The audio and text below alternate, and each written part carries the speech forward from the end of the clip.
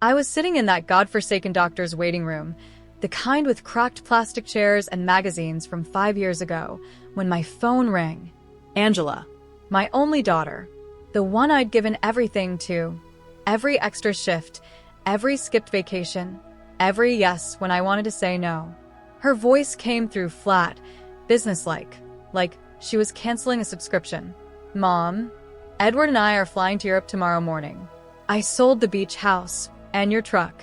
We needed the money fast for the investment. I put your share in your account. Buy. Click. 45 years. 45 years of raising her, wiping tears, bandaging knees, staying up nights when she was sick, skipping my own dreams so she could have hers. And this? A 2-minute call to say she'd stripped me bare. I didn't scream, didn't cry. I just smiled. A slow, quiet smile that probably looked crazy to the old man coughing next to me. Because Angela, my sweet, selfish girl, had just made the biggest mistake of her life. She didn't know. My name is Antonia Brooks, 71 years old. Widowed exactly 6 months and 12 days ago. Robert, my Robert, died right at our kitchen table. Heart attack. 1 minute, he was pouring my coffee with cream, kissing my forehead like he did every single morning for 45 years, saying, "Good morning, my love." Next minute, he was gone, slumped over his toast. The grief nearly killed me. But Angela was there, or so I thought. She came over 3-4 times a week, helped plan the funeral, drove me to the grocery store, held my hand at the cemetery. "Mom, you have to get a checkup," she said, that perfect smile on her face. "You need to take care of yourself now that you're alone." I believed her. I believed it was love. The beach house was our sanctuary. Robert and I bought it when Angela was 15. Every overtime hour, every skipped Christmas present went into that down payment. Summers there were sacred. Angela running wild on the beach as a kid, building sandcastles taller than she was. Teen years bringing friends, music blasting from the porch. Then boyfriends. Then Edward. I'd cook for 10, clean up after everyone, wash endless towels and sheets. It was exhausting, but it was ours. Family. I never imagined she'd see it as cash. And the truck. God, the truck. Robert's old blue Ford. He loved that thing more than most men love their dogs. Washed it every Sunday, without fail. Changed the oil himself. Parked it under the same oak tree for shade. Even after he died, I'd sit in it sometimes just to smell him, the faint trace of his aftershave on the seats. Angela knew. She knew what both meant to me, and she sold them anyway. But as I sat in that waiting room, something shifted inside me. Not anger, not even hurt anymore. Just this deep, steady calm. Because 3 days before Robert died, he did something I'd completely forgotten in my grief. He handed me a thick manila envelope. "Antonia," he said, voice serious, "put this in your dresser drawer. Top one under your sweaters. If anything happens to me, don't open it right away. Wait until you're ready. But when you do, it'll take care of you." I tucked it away without thinking. Then he died, and the world ended, and I forgot. But now? Now I remembered. The nurse called my name. Doctor poked and prodded, said I was remarkably healthy for my age, just needed to rest more, eat better. I nodded along, but my mind was already home. On that envelope. I took the bus back. No car anymore, remember? Watching the city slide by. Old houses, corner stores, people rushing with their own invisible burdens. Everyone carrying something. I had mine too, and mine was about to change everything. Straight to the bedroom. Drawer open. There it was, thick, heavy, my name written in Robert's neat handwriting across the front. I sat on our bed, the one we'd shared for decades, as the room filled with evening shadows. My hands shook as I opened it. What I found inside, God, it took my breath away. Legal documents, property deeds, bank statements, investment portfolios, and a long letter from Robert, pages and pages in his careful script. "My dearest Antonia, if you're reading this, I'm gone. I'm so sorry, love. I wanted to tell you everything while I was here, but I couldn't bear putting more worry on your shoulders. You carried enough. You know I drove that bus for 40 years. What you don't know is what I did with every extra penny we ever saved. I invested.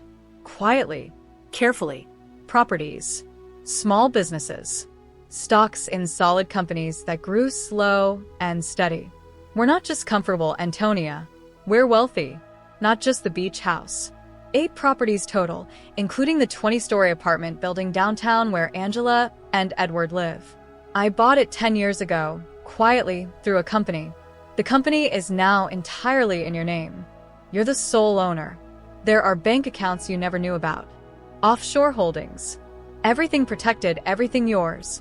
I kept it secret for a reason. You know our Angela.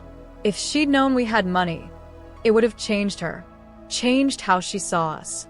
I wanted her to love us for who we are, not what we have. Use this wisely, my love. Protect yourself. I love you more than words. Forever yours, Robert. I read it 3 times. Then looked at the documents. Deeds to houses in quiet neighborhoods. A downtown condo. The coastal motel we'd stayed at once and loved. And yes, the luxury building where my daughter lived her perfect life, thinking she was above it all. Robert had been the silent landlord for a decade, collecting rent, watching values climb. All in my name now. Bank statements with balances that made my eyes water. Not millions. Tens of millions. My bus driver husband. The man who packed bologna sandwiches for lunch. A secret millionaire. And Angela had just sold my beach house and truck thinking she was taking everything. The irony nearly made me laugh out loud. That night, I couldn't sleep. I walked through our little house touching everything. The worn couch, the chipped kitchen table, the family photos Angela always rolled her eyes at. So outdated, Mom. Photos of her at 5, gap-toothed, and laughing on Robert's lap. Where did that little girl go? Morning came. The phone rang early. Angela. Voice softer now, almost gentle. Mom? Just checking in before we leave. We transferred your share, 30%. It's not much, but it'll help you get by for a while. Find something smaller, maybe assisted living eventually. When we get back from Europe, 6 months, maybe longer, we'll help you move. My share. Of my own things. I kept my voice steady. Safe travels, honey. Oh, Mom, I knew you'd understand. You're always so reasonable. We love you. Click. I stood there holding the phone and laughed. Really laughed. The kind that starts in your belly and bursts out. First real laugh since Robert died. She had no idea. I checked my account online. There it was, a deposit that probably seemed generous to her. The beach house sold for half what it was worth in a fire sale. The truck for pennies. From my window, I watched them that afternoon. Angela and Edward loading a taxi with designer luggage. Laughing. Kissing. Excited like kids on Christmas. She never once looked up at my window. Never waved goodbye. As the cab pulled away, I sat at the kitchen table and spread Robert's documents out like a battle plan. I could call a lawyer and destroy them. Sue for fraud. Take everything back in court. But that felt too easy. Too merciful. No. Angela needed to learn. Not just lose. Learn.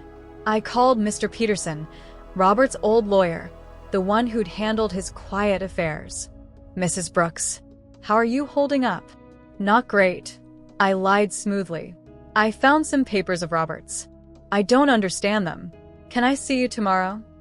Of course. Come first thing. That night, I slept like a baby. Dreamed of Robert sitting in his chair, reading the paper, smiling at me like he knew. Next morning, I dressed carefully. The wine-colored dress Robert always said made me look like a queen. Fixed my hair. A touch of lipstick. Looked in the mirror and saw her. The woman I used to be. Strong. Capable. Mr. Peterson's office was downtown, all marble and big windows. He greeted me warmly, but when I laid out the documents, his face changed completely. Mrs. Brooks, this is extraordinary. Robert was a genius. You're not just comfortable. You're extremely wealthy. The apartment building alone. I know, I said calmly. The beach house sale was fraudulent.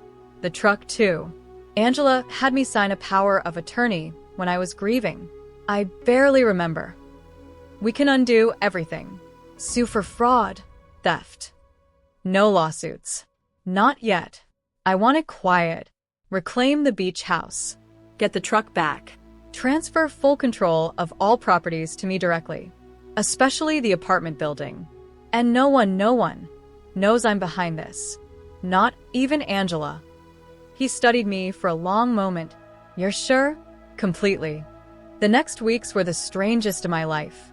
To the world, I was the poor abandoned widow. Neighbors stopped me on walks.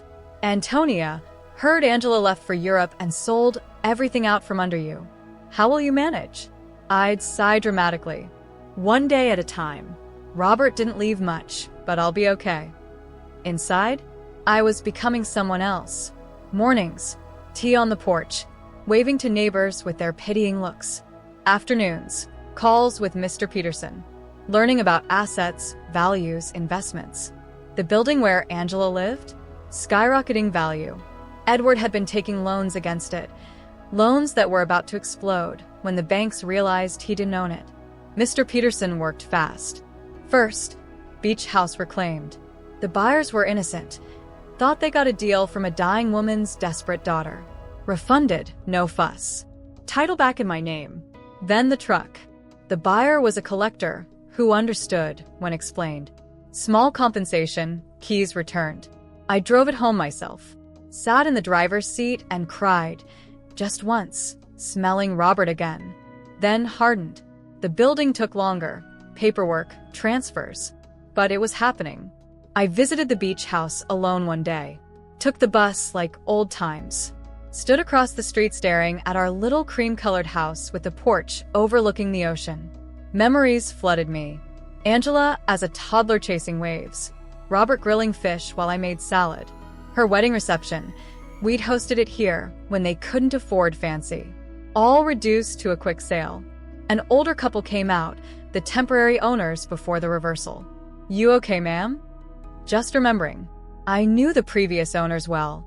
What a shame, the woman said. Their daughter told our realtor the mother was terminal. Needed money fast for medical bills. We felt terrible taking advantage, but turns out it was all a lie. Fraud. Had to give it back. Terminal. She told them I was dying.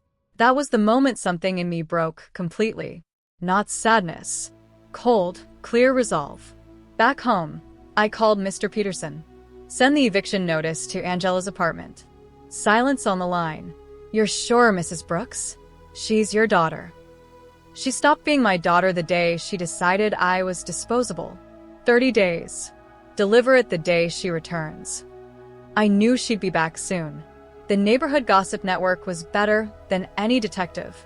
Aurora, my friend next door, came rushing over one afternoon. Antonia, Edward's in massive debt. Hundreds of thousands. Used their apartment as collateral, but turns out it's not even his. Banks are circling.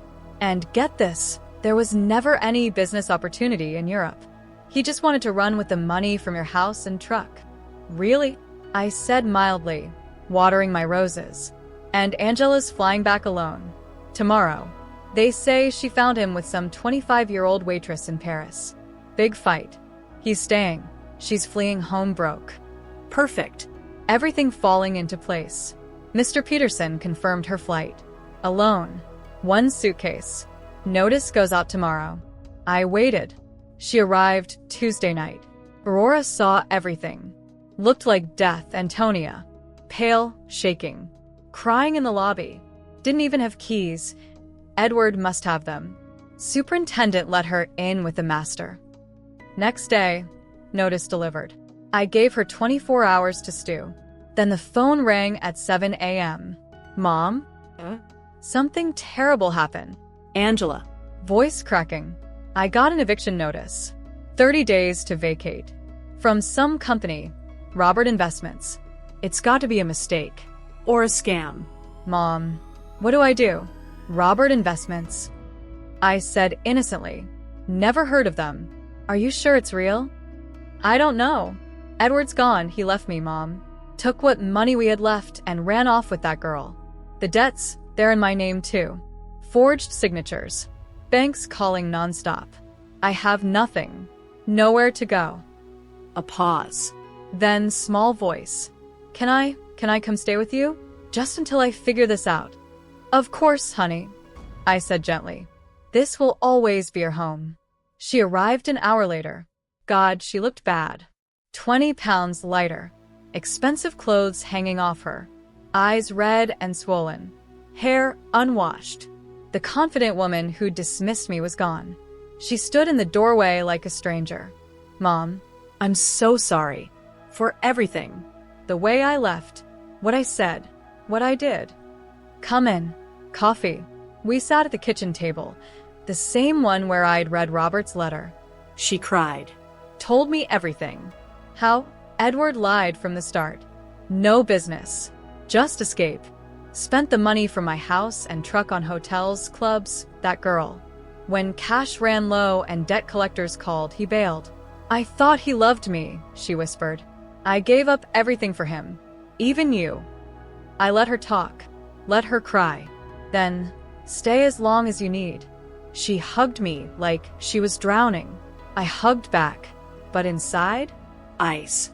She moved in that day. Childhood bedroom.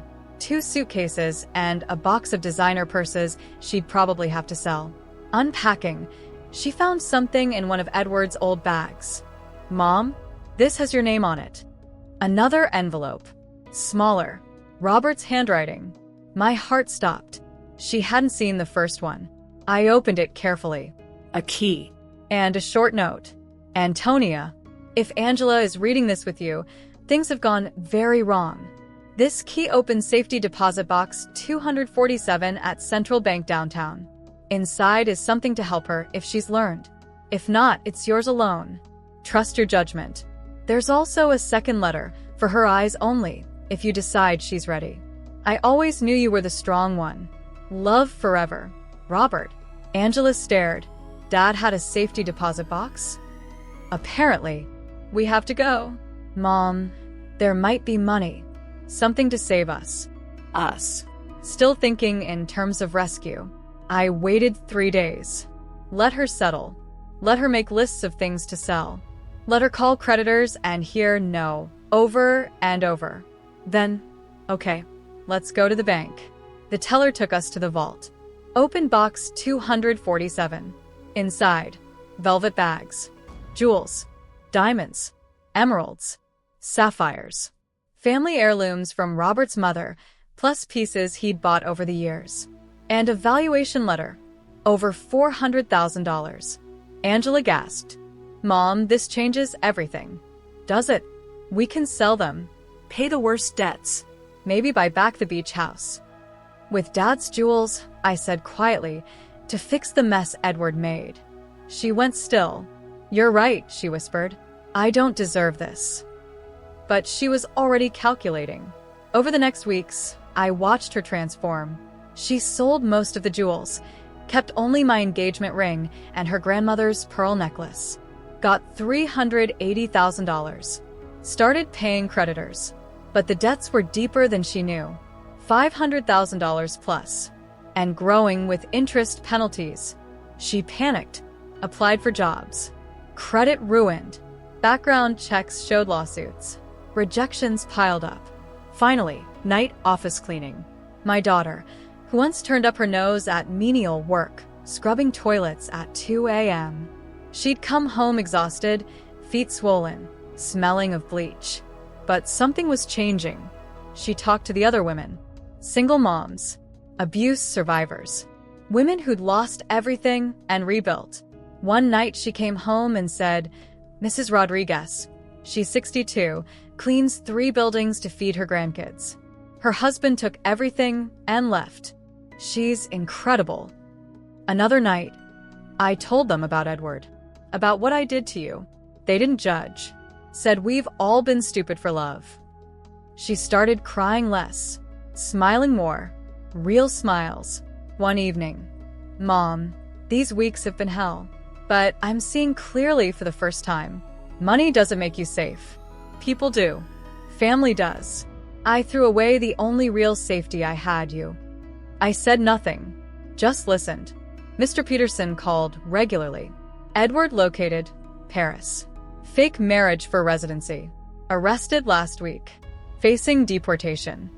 Good. Debts, we have proof of fraud. Forged signatures. Identity theft.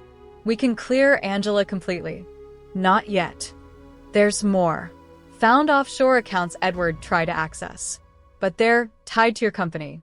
He had no idea. Of course. And Mrs. Brooks, Robert left one more thing. A video.